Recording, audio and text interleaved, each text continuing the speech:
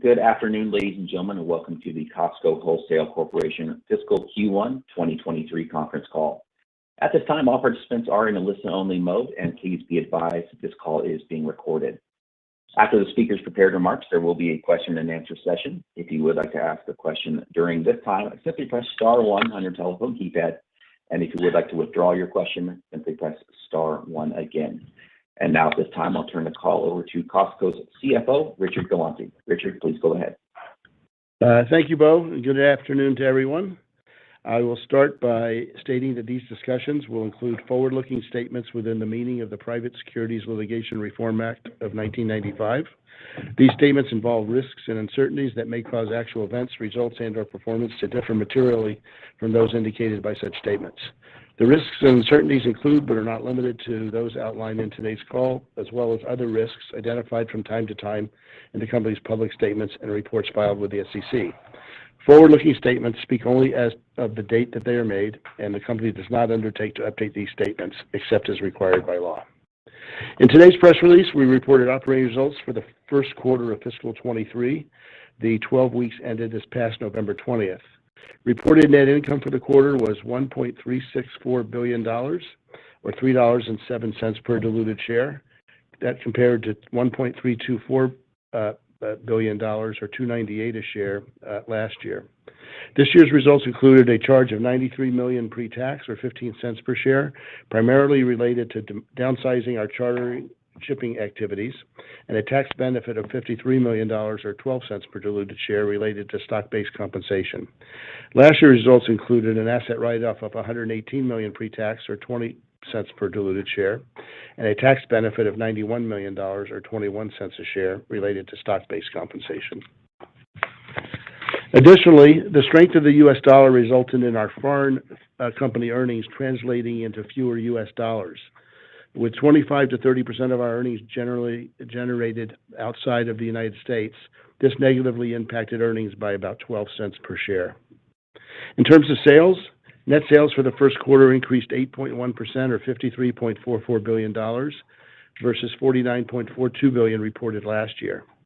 On a comparable sales basis during the first quarter, reported U.S. sales increased over the 12 weeks 9.3%, and excluding gas inflation and FX, 6.5%. Canada, 2.4% reported, 8.3% increase ex gas inflation and FX. Other international reported minus 3.1%, excluding gas inflation FX plus 9.1%. So you have all told 6.6% reported for the company, and ex gas inflation and FX a 7.1%. E-commerce, by the way, was reported of a minus 3.7% and a minus 2%, excluding FX. In terms of first quarter comp sales metrics, traffic or shopping frequency increased 3.9% worldwide and up 2.2% in the U.S. Our average transaction size was up 2.6% worldwide and 6.9% U.S. during the first quarter. And foreign currencies relative to the U.S. dollar negatively impacted sales by a little over 3%, while gasoline price inflation positively impacted sales by approximately 2.5%. Moving down the income statement, membership fee income reported in the quarter. Membership fee income came in right at $1 billion. That's $54 million, or 5.7% higher than last year's reported number of $946 million. Again, the relative weakness in foreign currencies relative to the U.S. dollar, excluding the impact of FX, or assuming flat FX year over year, that $54 million number would have been increased by $32 million, and the membership on an adjusted basis would have been a little over 9% year over year on flat FX.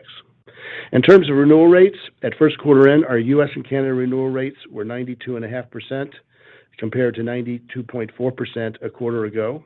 And worldwide, the rate came in both this quarter end and the previous quarter end, the same level at 90.4%. We ended first quarter with 66.9 million paid household members and 120.9 million cardholders, both up 7% versus last year. And recognize we added about 22 units over the course of that last year, so that was about just under 3% of that increase. At Q1 end, paid executive memberships were right at 30 million, an increase of 904,000 during the 12 weeks, or 75,000 a week during the first quarter. Executive members now represent 45% of our paid membership and just under 73% of worldwide sales. Moving down the income statement to gross margin, our reported gross margin in the first quarter was lower year over year by 45 basis points and lower by 21 basis points excluding gas inflation. And as I'll explain in a minute, the 93% pre-tax charge, excluding that $93 million charge we took in the quarter, gross margin ex gas inflation would have been only down 3 basis points. As I always ask you, jot down the following numbers, 2 columns and 6 line items. The first column is reported during the first quarter, a year-over-year delta change in basis points, and the second column excluding gas inflation. On a core merchandise basis, we reported in the first quarter minus 52 basis points, and ex-gas inflation minus 31 basis points. Ancillary and other businesses plus 23 on a reported basis and plus 30. 2% reward minus 2 and minus 5. LIFO plus 3 and plus 3. Other, that's the $93 million charge, minus 17 and minus 18. So all told, again, a reported basis was 45, ex-gas inflation 21. So starting with the core merchandise's contribution to gross margin on a reported basis was lower by 52 basis points year over year and lower by 31 basis points ex-gas inflation. In terms of the core margin on their own sales, in the first quarter, our core gross margin, if you will, was also lower by 31 basis points, with food and sundries being up a little bit, offset by non-foods and fresh foods being down. Fresh foods was down, as you know, for the last couple of years. It's been particularly strong, and it's come down a little bit. In addition, we are looking to hold prices on some of those price points despite inflated costs in some of the fresh food categories. Ancillary and other business gross margins were higher by 23 and higher by 30 basis points ex-gas inflation in the quarter, with gas, business centers, and travel up year over year, offset in part by e-com, food courts, and optical. Our 2% reward, minus 2 basis points, reported minus 5 excluding gas inflation, implying higher sales penetration coming from our executive members. LIFO, plus 3 basis points. We had a very small LIFO charge this year, but lapped a $14 million charge in Q1 last year. You recall last year during the 4 quarters we had LIFO charges in excess of $400 million pre-tax, with a small amount, that $14 million in the first quarter, over $100 million in Q3 and over $200 million in Q4. So we'll see what inflation does this year. Hopefully it'll continue to its current trends in the right direction. The minus 17 and 18 basis points reported in ex-gas deflation. This is the $93 million charge as mentioned in the earnings release, mostly related to downsizing our charter shipping activities. Over a year after COVID began, you will recall that the supply chain challenges related to shortages of containers and shipping delays greatly intensified, with container, freight, and shipping rates skyrocketing. It was in Q4 of 2021 on our earnings call that we mentioned our initial leasing of 3 ships and several thousand containers to help mitigate these challenges. Later, we added 4 additional vessels and additional needed containers with commitments made for up to 3 years. Our objectives at the time were twofold. First, to increase the ability for more timely shipping and arrival of overseas merchandise. This allowed us to better stay in stock and drive sales. And second, to reduce some of the skyrocketing shipping and associated container costs. We achieved those objectives for a period of time. Over the course of a year and a half, we controlled the shipping and delivery of nearly 50,000 containers, many that would have been greatly delayed, and at an estimated savings as compared to the then current shipping container costs of somewhere between $1,000 and $2,000 per container. That, of course, fluctuated. Now, with a dramatic improvement in shipping times and much lower shipping and container costs, it made sense to downsize our commitment and lower prices for our members. Moving on to SG&A. Our reported SG&A in the first quarter was lower or better year over year by 35 basis points, coming in at a 920 compared to a year ago 955. And that plus 35 basis point improvement would be plus 13 basis point improvement excluding gas inflation. Again, writing down 6 line items in 2 columns. First column being reported, second ex-gas inflation. During first quarter, our core operations was lower or better by 8 basis points, +8 then. Without gas inflation, -9. Central, 0 and -3. Stock compensation, +3 and +1. Pre-opening, 0 and 0. Other, +24 and +24. For a total first column reported year-over-year reported SG&A +35 or lower by 35 basis points, and with ex-gas inflation lower by 13. Now going through those numbers, the core operations component of SG&A was again lower by 8 basis points reported, but higher by 9 excluding impact of gas inflation. These results include 3 sets of wage increases that were done in the past year plus, as well as a little slower sales results in Q1 as compared to the prior quarter. Still increases, but a little lower than the prior quarter. Central was flat or 0 and higher by 3 ex-gas inflation. Stock comp, again, a little lower number in stock comp as a percent, so it came down, improved a little bit. Pre-opening, no impact.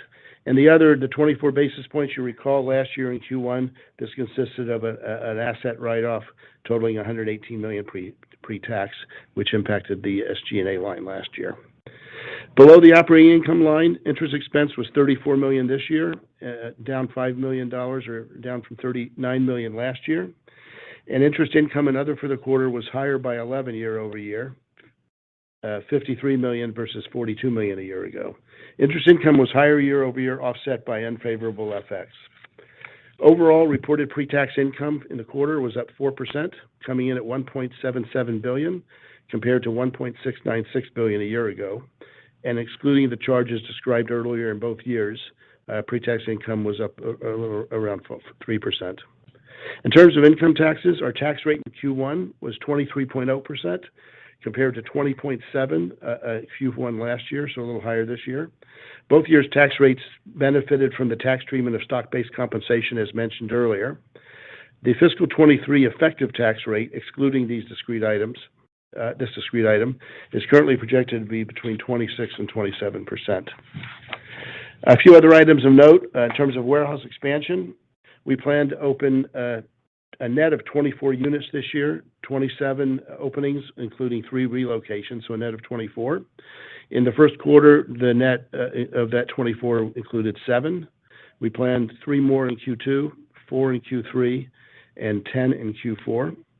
In the first quarter, we opened, as I mentioned, 7 net new warehouses. 4 were in the U.S., and 1 each was in Korea, our first in New Zealand, and our first in Sweden. Additionally, last week we opened another building in the U.S., and just yesterday we opened our 14th location in Australia, our second on the country's west coast, in or near Perth. In fiscal 23, again, 27 total new openings, including 3 locations for a net of 24. Of the net 24, it's made up of 15 in the U.S. and 9 in other international, including our 3rd and 4th locations in China. Regarding CapEx, in the first quarter, CapEx was approximately $1.06 billion, and our estimate for the entire fiscal year is CapEx of somewhere in the $3.8 to $4.0 billion range. Moving to e-commerce. E-commerce, as we mentioned in the press release, on a reported basis, was for the quarter, year-over-year sales were -3.7 and -2 ex-FX.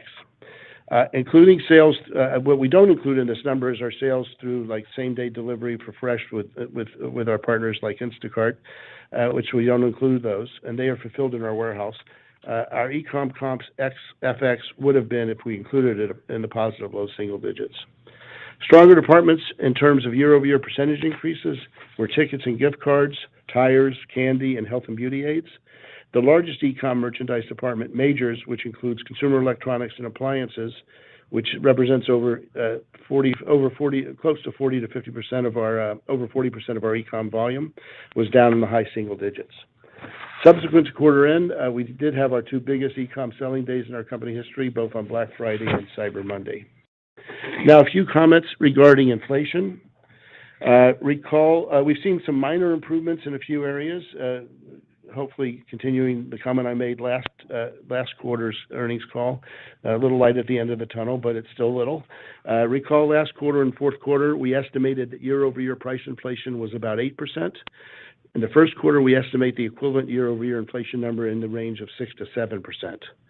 Food and sundries is still up more than non-foods, but overall a little better level than a quarter ago for the company. And commodity costs are mostly coming down, whether it's corn, flour, sugar, and butter, or even some things like steel.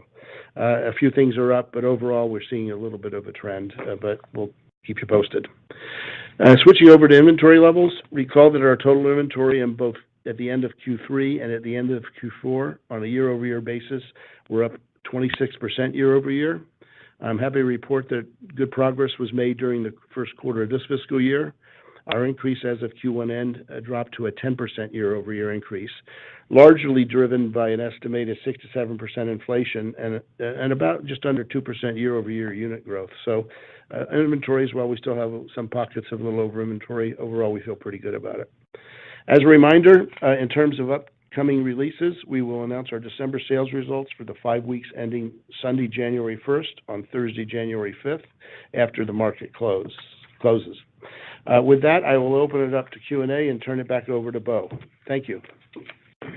Thank you, Richard. Ladies and gentlemen, just a reminder, any questions, simply press star one. And if you find that your question has already been addressed, you can remove yourself from the queue by pressing star one again. We'll take our first question this afternoon from Simeon Gutman at Morgan Stanley. Hey, thanks, guys. Good afternoon. Richard, I want to start with the short-term question. November, the slowdown in the stacks. Is there anything, tip of the iceberg there, macro, merchandising? Is there something obvious? I mean, you were living in pretty rarefied air, but curious if there's anything notable. I think the biggest thing, as I've said a couple of times in a quaint way, it rains on all of us during these tougher times, particularly with bigger ticket discretionary items. We're comparing against some huge increases a year ago, frankly over the last 2 or 3 years, as you know, and that's where we've seen some of the slowdown. As I mentioned, e-com, consumer electronics and appliance, as I mentioned, was down in the high singles. I think in line was also down some amount. So that's where a big chunk of it is. When we look at food and sundries, that's actually it tends to be relatively strong for us. So overall, I think it's impacting us a little bit with what's going on out there. I think it is a combination of compared to very strong stuff a year ago, as well as the fact that big ticket discretionary has a little bit of weakness. Okay, and maybe just a two-part follow-up. One is just related to that answer. Does those couple of days, I don't know if you can judge enough from it, does it bring you back to some type of trend line, or it sounds like your tone is, there's still some pressure? And then the real follow-up is on gas gross profits. If you just think about the movement of the lap throughout this fiscal year, does it progressively get harder through the year in terms of the lap? And then can you highlight to us which quarter has the highest cents per gallon lap throughout the rest of the year? Yeah, I have a couple of people in the room smiling. Of course, I can't tell you all that. But at the end of the day, first of all, if you look at our November reported numbers, the fact that those two high dates on e-com were in the last week, keep in mind, e-com is still a little under 10% of our total company, but that helped a little bit relative to e-com in the last 4 weeks that we reported. But overall, look, we don't know what kind of trend it means. We feel pretty good about what we're doing in terms of driving sales. And as I mentioned, the food and sundries, as we get past big ticket discretionary purchases for the holidays, for Christmas and what have you, you'll have a higher penetration of some other things as well. As it relates to gas, we've for several quarters now, even beyond a year ago, we've talked about the gas profitability for us, and we believe our competitors, other big chains of gas stations, have made more in gas, and certainly that's helped us use some of that to continue to hold prices where we can on some things. Who knows what the new normal is? What we know is that not only is gas more profitable than it has been in the past, and I could have said the same thing a year ago. Will that change at some point? Maybe. We don't know. So right now it's good. And by the way, as we've mentioned a couple of times, we've seen strong gallon sales, and we're still taking market share. When the U.S. gallon sales are generally close to flat, we're up in the 10 to 15% range in gallons. So we're driving people into the parking lot, and the fact that gallons of gas are profitable, that is just a little bit more for us as well. So that's helped us. There's always things that are going to help us, and there's always going to be puts and takes. Okay. Thanks to everyone. Happy holidays. Same to you. Thank you. We go next now to Chuck Grom at Gordon Haskett. Hey, how's it going, Richard? My question's on the LIFO charge. It looks like if it's a few basis points of a hit, that would back into about $30 to $40 million. And I'm curious. I know you don't provide guidance, but knowing what you know now, and if inflation holds at that, say 6% level, would that be a good proxy for the charge, at least over the next couple of quarters? Well, I think, yeah, LIFO was a slight pickup just because the dollar amount was less than the $14 million last year in the quarter. It's very slight. So if that continues, that would be good and that would bode well. And I'm guessing you'd have a lot lower charge than $423 million, recognizing the big pickup was in Q3. The big hit was in Q3 and 4 when we saw the beginning of inflation rising. If inflation didn't go down, but it just stayed the same, in theory, you'd have no big charge. You'd have no additional charge. If it starts to go down from its peaks, there'll be some LIFO income. Now, mind you, some of that will be used for pricing as well. I mean, we'll, you know us. Yeah. Okay. So, what would you do? Do you have the absolute dollar amount for the LIFO charge in the quarter for us? Yeah. I think it was less than $1 million. Less than $1 million. Okay, great. And then on the ancillary line, you've had real good success there in back-to-back quarters, and you outlined gas profitability, e-com, food court. Is there one that's been more outsized over the past couple of quarters, and that maybe we could think about over the next few quarters, because it's been a nice improvement? Well, look, gas is just the sheer size of our gasoline business. It's been the biggest piece of that line for a few years. We have it's a $30+ billion business on our 220 whatever billion last year we did in sales. I think a little over 30 billion was gas. So that's the big kahuna among all that stuff. Okay, great. Thanks very much. Thank you. We go next now to Michael Lasser of UBS. Good evening. Thanks a lot for taking my question. Richard, between the 31 basis point core-on-core gross margin discussion, decrease in core-on-core gross margin, the discussion around giving up some shipping capacity to have a better price for your member, is the mindset of Costco right now, as the economy enters a more difficult economic period, Costco is going to be stepping up price investments in order to gain market share? I think we continue just to remain competitive. You've known us long enough. When asked who's our toughest competitor, we look in the mirror and we say it's us. So I think that as we drive market share, we believe that part of it at least is due to the fact that we've continued to be very competitive, and so I don't think there's any change in that. Notwithstanding, where our numbers come out, we're always trying to push more into lowering the prices or keeping the price increases from going, not as high as they could have been.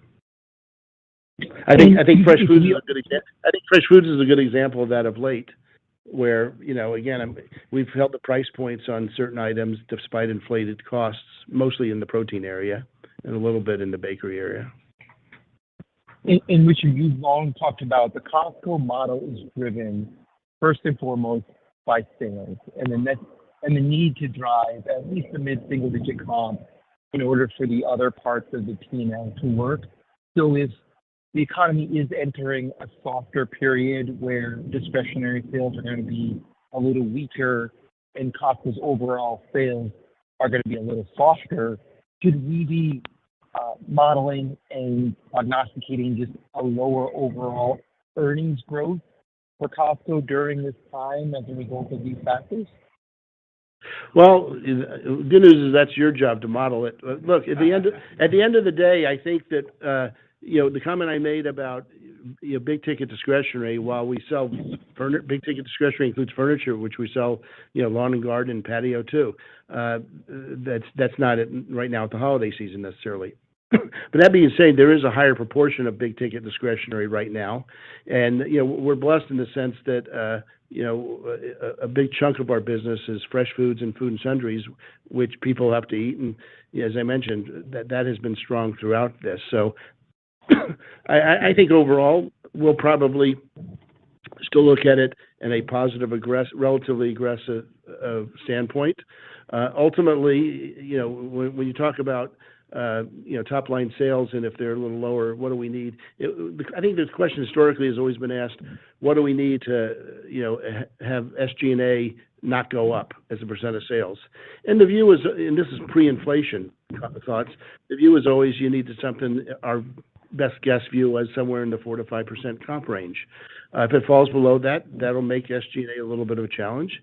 That being said, we're pretty pragmatic, and we know how to use our margin as well. So I think overall we'll continue to work entirely to drive top line sales and look at it for the long term. And we're not any big way cutting back orders at this juncture. Where we see some challenges with big ticket discretionary, does it come down a little? I think the key word there is a little. And are we feeling very good about some of our business now, despite what's going on out there? We're blessed that we think, again, I think as evidenced by gas and even the food and sundries business, we're blessed by taking market share still. And I think that's evidenced in our memberships and Your answer was a lot better than my question, so thank you very much and have a good holiday. Thank you. We go next now to Rupesh Parikh at Oppenheimer.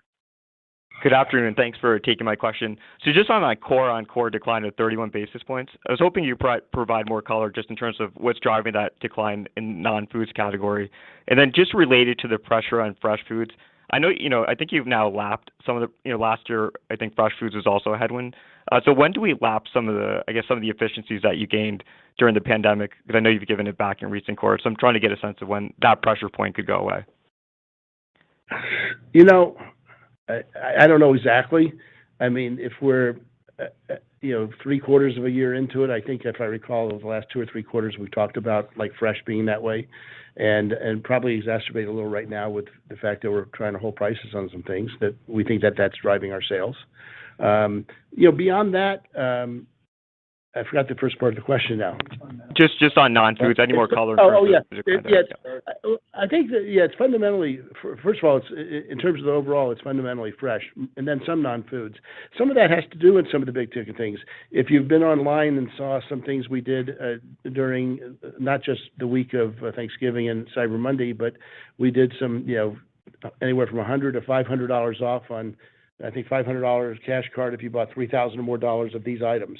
And so we're getting rid of some of the reason that 26% year-over-year inventory increase went to 10 was we got rid of some of the stuff that some things that we had deep freeze and some things that we had delayed shipping during the supply chain challenge. So we did take some more markdowns than normal, as you'd expect, to help get rid of that. And hopefully that's not a pressure point going forward. Certainly, I don't think it will be as much. And again, there's so many moving parts to this equation. I wish it was as easy as each basis point we could explain. We try to give you the rounded numbers, but overall, again, I get back to we feel good about how we're doing competitively, and we certainly understand that big ticket discretionary things have shown a little weakness, in part because of our strength from a year ago, and in part it's got to be part of the economy. And the good news is we have big chunks of our business that are fresh foods, food and sundries, health and beauty aids, gas, all those types of things, and even other things like that's small, but travel has come back really strong from a really weak place a couple of years ago. Great. And then maybe just one additional question, just on the membership fee hike. If we are in a weaker, economic backdrop next year, does that at all impact how you guys are thinking about the timing of a membership fee hike? Well, it certainly goes into the thought process. We're still not even to the average of the last three increases in terms of timing between the last one and the next one. What we've said again, and I'll say again, is that our view is all the parameters as it relates to member loyalty and value proposition that we've improved to our member. We have no problem thinking about doing it ultimately. So it's a question of when, not if. But we feel that we're in a very strong competitive position right now. And if we have to wait a few months or several months, that's fine. And I'll be purposely coy on when that might be. Thank you. Happy holidays. Same to you. Thank you. We go next now to Paul Leschway at Citi. Hey, it's Brandon Cheatham on for Paul. First one, I wanted to dig into the decision on holding the price on fresh. Are you seeing competitors do the same, and that's why you reacted there, or are you kind of trying to lead the charge there? And just curious, why make that decision, since it seems like the consumer's been happy to take increased price, especially in fresh. Yeah, the last thing you said there is exactly, I think, why we chose to do a little more there. We want to be the most competitive, and we can drive a lot of volume. And again, we're in it for the long term. And it's fresh is one of those unique areas where prices on many items do change almost weekly on some of those items, if not sooner, if not more quickly. And so our buyers are always looking at the supermarket ads as well as the other warehouse club ads, not literally ads, but what the pricing is, and we react to that. But we're also, part of it is also consciously keeping the price on the chicken at $4.99 and keeping and those types of things, keeping the price on the hot dog. All those things go into that equation as well. But we know that can be a driver of business. Fresh, we got great stuff, and people do notice the price. In our view, people notice those price differences. Got it. And just a quick follow-up. You have a large competitor that's been talking about increased members in the $100,000 plus income cohort. I mean, obviously, it's not impacting your membership numbers, but I'm just wondering, do you see any impact on share of wallet or any thoughts there? Do you look at how many of your members, might have additional memberships as well? Well, we don't. What's that? Oh, yeah. Somebody in the room is telling me we were also up in terms of the average household incomes. So I think we're both seeing that. We know a lot of, particularly of our executive or our business members, in many cases, probably have both cards. They've always had both cards. So no, we don't put our head in the sand as it relates to it, but we look at our numbers and how we're doing, and we've seen that our penetration of higher income members has also benefited during this time. Got it. Appreciate it. Thanks and good luck. Thank you. We'll go next now to Oliver Chin at Cowen. Before Oliver answers, Oliver, before you ask the question, one other comment. One of the things that we have not done and don't plan to do is do a lot of promotional activities with our membership. And so that certainly will, in the short term, help drive membership, but we don't do a lot of that. Go ahead, Oliver. Richard, thanks. Thanks. Happy holidays. Regarding e-commerce and going forward, what are your thoughts? You're up against some tough compares, but as we model it on a longer term basis, how should the growth rates evolve? And then as we think about non-food, you talked about it a lot, but do you expect the non-food percentage mix to change from the past, or it will more normalize? And lastly, on the higher income consumer and gains there, would love for you to elaborate on what's happening and if you're getting more luxury consumers in terms of higher income folks joining in the club. Thanks a lot. Sure. I wrote down non-food in terms of what's the new normal. Look, we don't know what the new normal is. I do know that we figure out how to drive total sales. I do know that over the last 2.5 years through COVID, people buying things for their home, whether it was indoor furniture, outdoor furniture, exercise equipment, electronics, and appliances, and it increased even greater because of our acquisition in April of 2020 of the last mile big and bulky delivery and installation arm from Sears. All that stuff has helped us dramatically.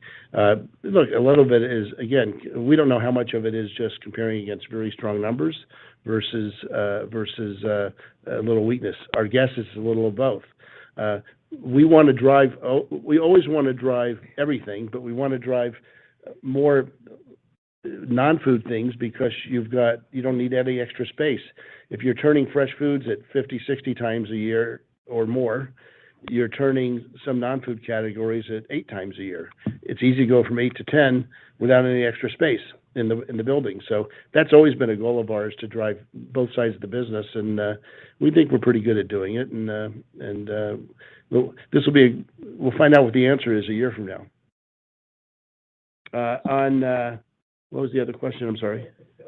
On e-com and the e-com long-term growth rate there, and then also the higher income consumers. Sure. Okay, on e-com, again, that is even more dramatic if you look at what e-com did.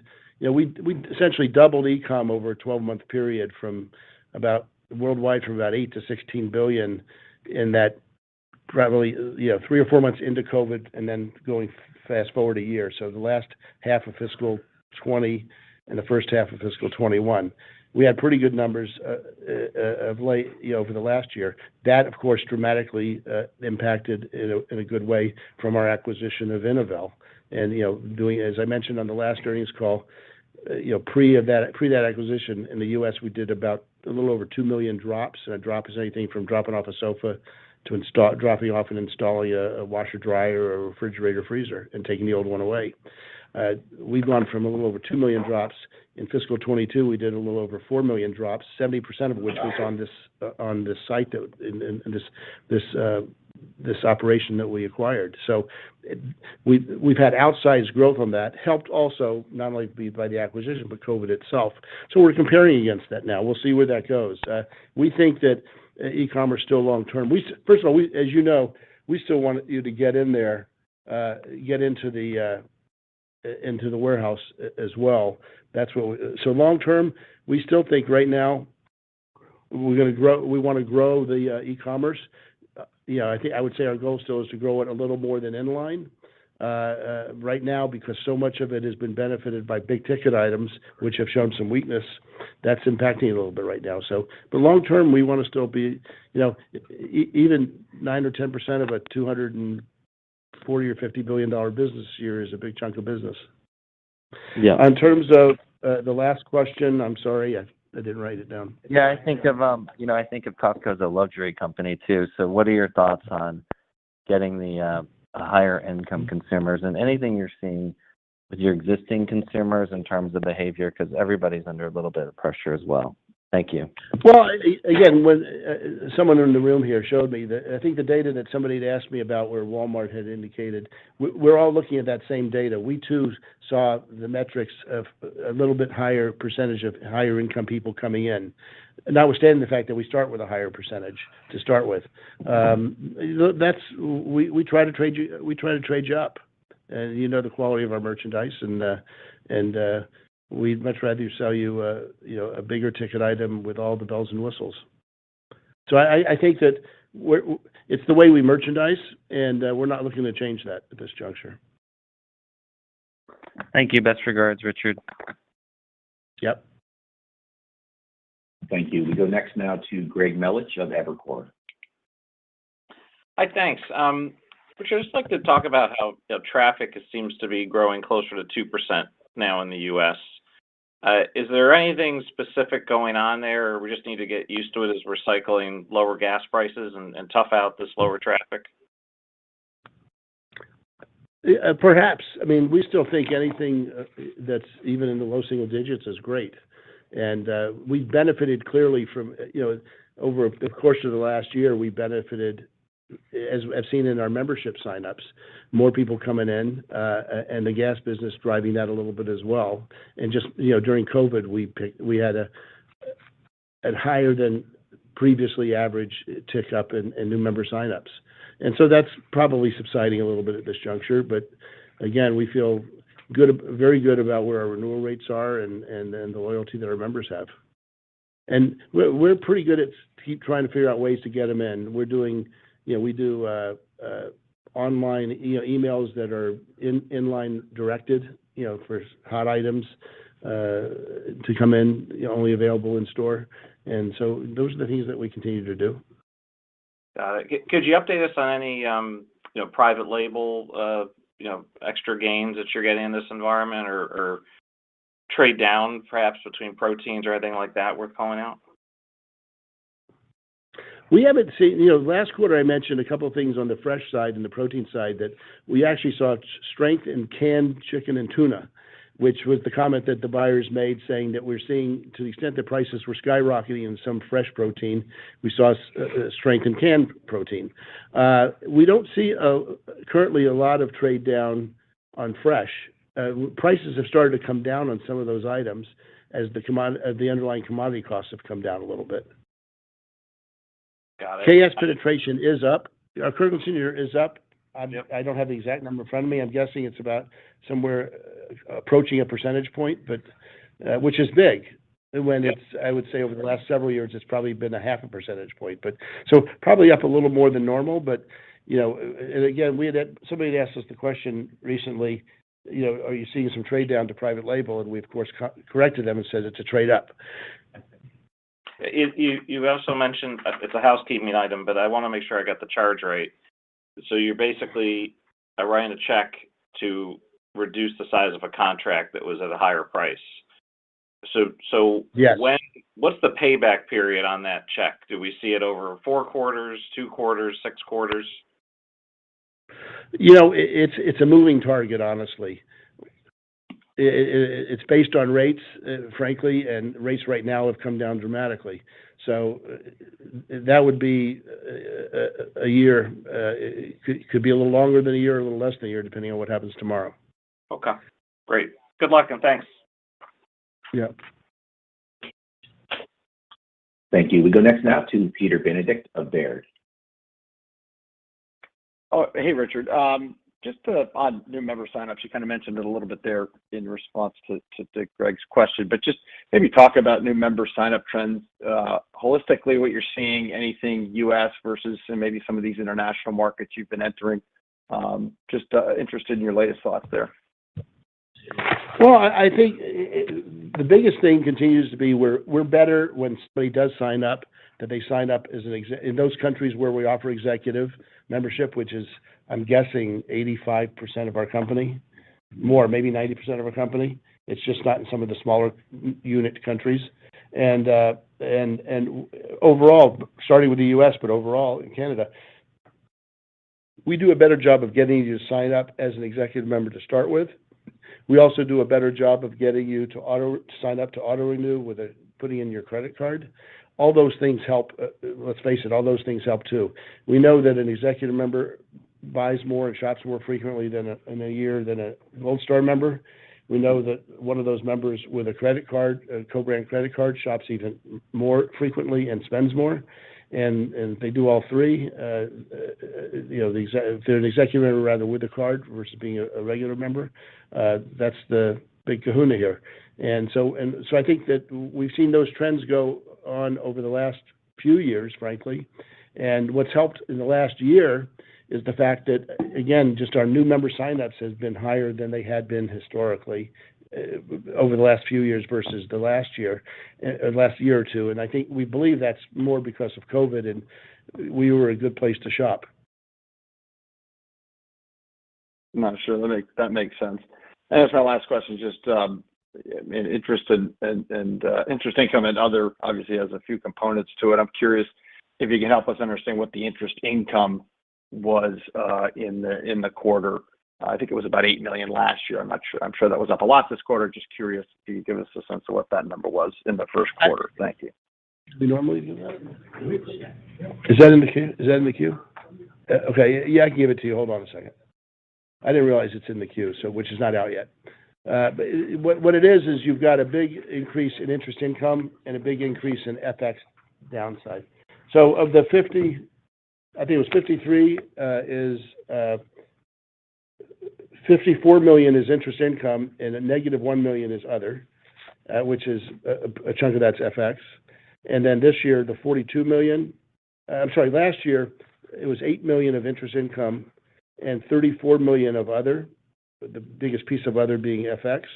So that added up to the 42. This year, the 53 is 54 of interest income and minus 1 of other.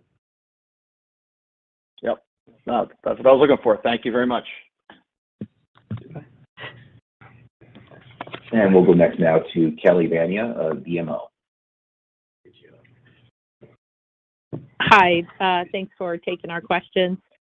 Richard, just had one on elasticity and then another follow-up on the big ticket.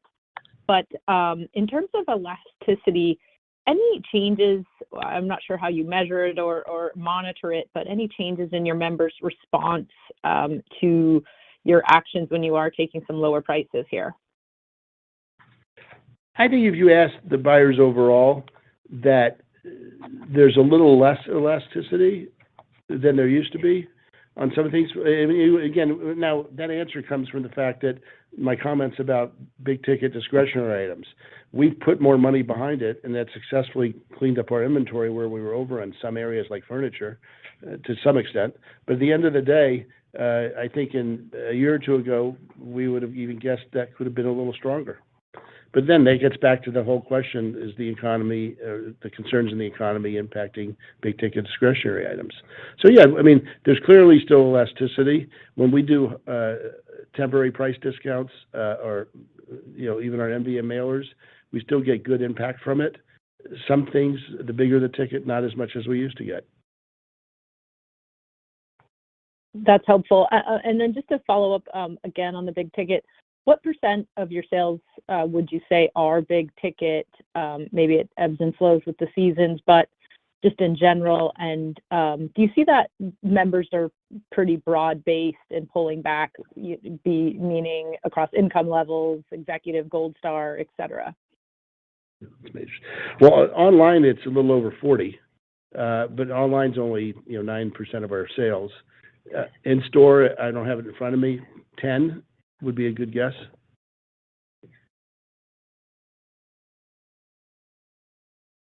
Thank you. I'm including that 10 furniture as well. So big ticket and jewelry, big ticket discretionary. Perfect. Appreciate it. And we'll go next now to Chris Horvers at JP Morgan. Thanks. Good evening. So following up a little bit there, on the TV side, how much of it is a units down issue versus deflation, and is there any differentiation that you're seeing between larger and smaller screen size purchases? Yes. Yeah, units are actually up, and there's normal deflation in TVs and electronics anyway, but there is perhaps a little bit of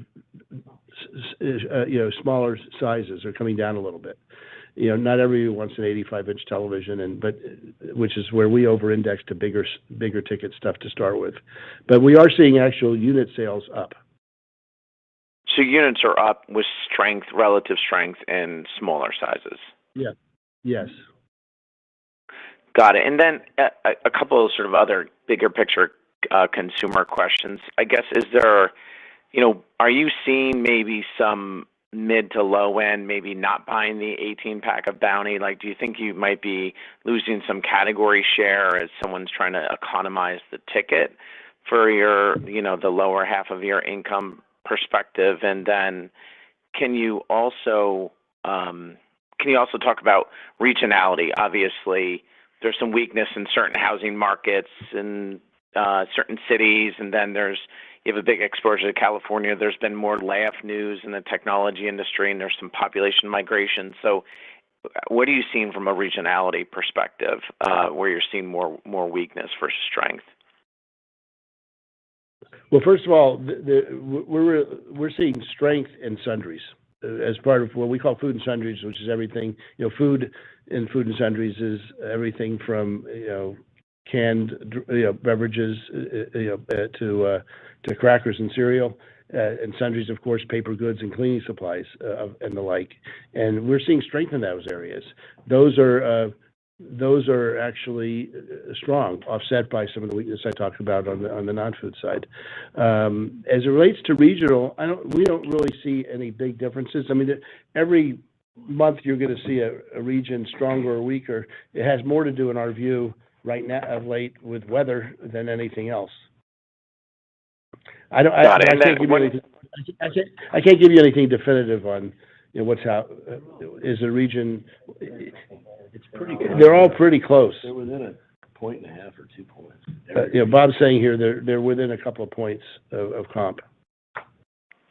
Got it. And then one cleanup question, just on the inventory. You talk about pockets. It sounds like you cleaned up furniture and electronics. It sounds like. Is there any? Where are those pockets? How much is maybe holiday decor or toys, other more at-risk categories in the month of December? The good news is our merchants are sitting here. Holiday decor is fine. One example actually would be we have a small amount of air conditioners and fans which was it was a hot summer and we were very strong in it. There were delays. Some of the supply chain challenges. Some of that stuff didn't come in until September. And needless to say, we're not going to put it out there and mark it down when nobody really is looking for an air conditioner unit in September. And so that's the example of a few things now. We still have some furniture. It's way down from where it had been, so it's very, very manageable. I think beyond that, there's nothing huge. And again, the big question right now would be the fact that from a standpoint of Christmas stuff, both the trimmer stuff as well as toys, we're in pretty good shape for that. We feel pretty good about that. That's great. Thanks so much. Have a great holiday season. Peace. Thank you. We go next now to Scott Ciccarelli at Truist. Good evening, guys. So I guess I have another gross margin question, and I guess it's, look, if consumables continue to outpace discretionary goods based on what we're seeing in the economy, should we expect gross margins to compress a bit just from mix, or do you have enough levers given existing price gaps across most of your categories to manage to flattish gross margins? Just how should we think about the mix impact? We'll let you know next quarter. I mean, we have a lot of levers, as you've mentioned, as you suggested, to pull and push. We're also aggressive on pricing when we want to be, like in the fresh foods area that I just mentioned, and we're blessed right now with in some categories like gas that there's a better margin. So all that stuff there again, there's a variety of puts and takes. We feel overall there's nothing unusual about this quarter, and frankly. If inflation is not rising again, even if it doesn't go down, but it doesn't rise again from its current levels, we're in pretty good stead of greatly improving the component of margin that relates to a LIFO charge, particularly in Q3 and 4 when we had $100+ million number and a $200+ million number. But that's to be seen, and we need to wait and see. So just a bit of a follow up on that, Richard. Fair to say that we're going to see lower freight rates starting to flow through the P&L, and let's call it less markdown pressure because the inventories are cleaned up a bit more than the last few quarters. That should help you a little bit, sure. But as you might expect, and one of the reasons we took this charge is we don't want to have the buyers worry about inputting higher costs into their. If rates have come down and we contracted, we want to take some of that out. But that's still being worked through. That's not, we have to continue to do that. Beyond that, as rates come down, you'll see our prices on items come down too. Got it. All right. Thanks a lot. Good evening. Okay. Why don't we take two more questions? Certainly, Richard. Thank you. We'll go next now to Karen Short at Credit Suisse. Hi, thanks for taking my question. So good to talk to you again, and I hope you all have happy holidays going forward. But I did want to clarify on two things. So in the past, when you have had slightly weakening traffic trends, that has generally been a point to consider to actually push through a higher membership rate increase. So I'm wondering, I know this is a very unusual time, but has that philosophy changed at all? Because obviously your comps are changing or slowing. And then I would ask the same thing as it relates to the special dividend. We all know what your cash is and available cash is on the balance sheet in terms of timing with respect to announcing something like that, along the lines of the fact that I think your board meeting is mid-January. We have one every quarter. Look, when we talk about both of those, in terms of the fee increase, I think over the last many years, we've probably done them at a time when things were particularly strong comp-wise. The good news is, during all times, renewal rates were strong and have gotten even stronger. We always look ourselves in the mirror and feel that the value proposition has gotten better. That being said, we have done them. I remember one time we were asked, it may have been back in 09, 10, during the Great Recession, because I guess we did one probably in 11 or 12, which continued the Great Recession, and we'd be asked, given the Great Recession, would you hold off on it? And our view was, and comps were a little weaker back then too, for at least a couple of quarters, and I think the comment I made was something to the effect, we'd probably do it anyway, but because we're going to use it to drive greater value in our, in terms of pricing and everything in a big way.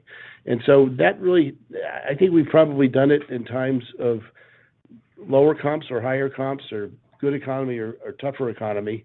And I think with the headline in what I probably mentioned in the last quarter call, or even the quarter before that, with the headline being recession ? And inflation ! There's no rush. And first of all, even if we follow the pattern of the last three over the last 16 or so years, they averaged 5 years and 7 months. And I know now that 5 years and 7 months from June of 17 is January of 23. I know on the last call I said that doesn't mean it's going to be January 23. It's a question of when, not if. But at this juncture, we'll just have to wait and see. And I'm not trying to be cute about it, but there's not a whole lot more I can tell you. There's no analytical framework we use other than we feel very good about our member loyalty and our strength. And if we wanted to do it yesterday, we could. And if we want to do it 6 months from now, we can. So we'll wait and see. As it relates to the special dividend, as you know, we've said before, it's certainly an arrow in our quiver that has bode well for us, we believe. We think that it's done well. We've done 4 of them. The last one was a couple of years ago. And we certainly do have cash. Mind you, when you look at our cash, about half of it's U.S. And not cash equivalents. And so certainly we have the ability to do it at some point. I think we wanted to wait and see how things are continuing here. I think that too is probably a question of when, not if. But again, you'll be the second to know after us. Okay, thank you very much. Have a good holiday. Same to you. Thank you. And we'll take our final question this evening from Robbie Ohms of Bank of America. It'll be a real quick one, Richard. Hey, can you just remind us, you're back to 15 net stores in the U.S., but what has to happen to go back to kind of the years where you would open kind of a net 25 a year in the U.S. and maybe relieve some of the pressure on the overproductive clubs in the U.S. right now? Yeah, I think it's been a few years. I mean, when we opened the net of 27 or 8, maybe low 20s or 22 or 3 were there. But we've been at maybe 16 or 17 out of 23-ish in the last few years. If you asked Craig, who's not in the room, but if you asked him, if we're opening a net of 24 this year, I think I said, what's the goal 5 and 10 years from now? Probably to get it closer to 30 net. And probably by 5 years from now, it's 50-50 U.S. elsewhere versus elsewhere. That's the same answer I, by the way, said 5 years ago in terms of the split. But we'd like to see add 5 to that 24 in the next few years to go up a little bit higher. Terrific. We certainly have a lot of activity. We have a lot of activity going on. Excellent. Thank you, sir. Okay. With that, everyone, I'll thank you. Have a good holiday, and we're around to answer questions. Thank you, Richard. Ladies and gentlemen, that will conclude Costco's Fiscal Q1 2023 conference call. We'd like to thank you all so much for joining us. I wish you all a great evening. Goodbye. Thank you.